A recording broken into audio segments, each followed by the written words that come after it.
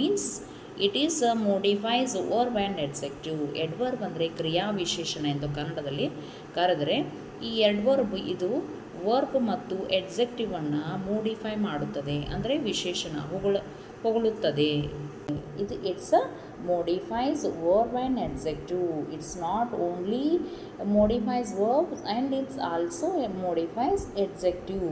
ಇದು ಕೇವಲ ಕ್ರಿಯಾಪದವನ್ನು ಮಾತ್ರ ಹೊಗಳದೆ ಅಡ್ಜೆಕ್ಟಿವನ್ನು ಕೂಡ ಮೋಡಿಫೈ ಮಾಡುತ್ತದೆ.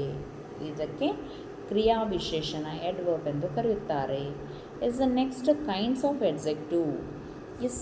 ಇದರ ವಿಧಗಳು, ಎಡ್ವರ್ಬದ ವಿಧಗಳು ಯಾವುವು? 5 kinds of adverb are there. First one, adverb of time, adverb of frequency, adverb of place, adverb of manner, adverb of quantity. These are 5 kinds of adverbs. Okay, first one, adverb of time. Adverb of time means time ಅಂತಂದರೆ ಕಾಲ, which show when, ಯಾವಾಗ ಎನ್ನುವುದನ್ನು ಸೂಚಿಸುತ್ತದೆ. I have heard this before, after, now, late, daily. Yes, these are shows us time of the verb. Yes, verb. In the first sentence, I have heard this before. ನಾನು ಇದನ್ನು ಮೊದಲೇ ಕೇಳಿದ್ದೆ. heard is a verb. ಈ verb ಕೇಳಿದ್ದೆ ಯಾವಾಗ? ಮೊದಲೇ, ಯಾವಾಗ. ಇದು ಬಿಫೋರ್ ಅನ್ನೋದು ವೇಳೆ, ಟೈಮನ್ನು ಸೂಚಿಸುತ್ತದೆ. We shall now begin to work. We shall now begin to work. Now means ಈಗ, ನಾವೀಗ ಕೆಲಸವನ್ನು ಶುರು ಮಾಡುತ್ತೇವೆ. Yes, work. Work is a work. Work ಅನ್ನೋದು ಕೆಲಸ. ಕೆಲಸವನ್ನು ಏನು?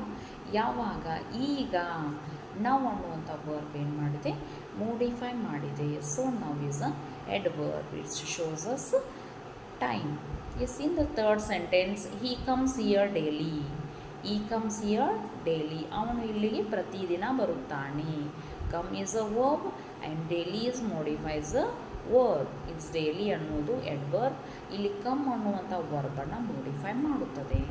that day he arrived late. in the fourth example, that day he arrived late. ಆ ದಿನ ಅವನು ಲೇಟ್ ಆಗಿ ಬಂದ. ಅರೈವ್ ಮೀನ್ಸ್ ತಲುಪು. It's also verb.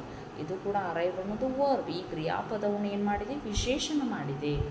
Late is a adverb. Late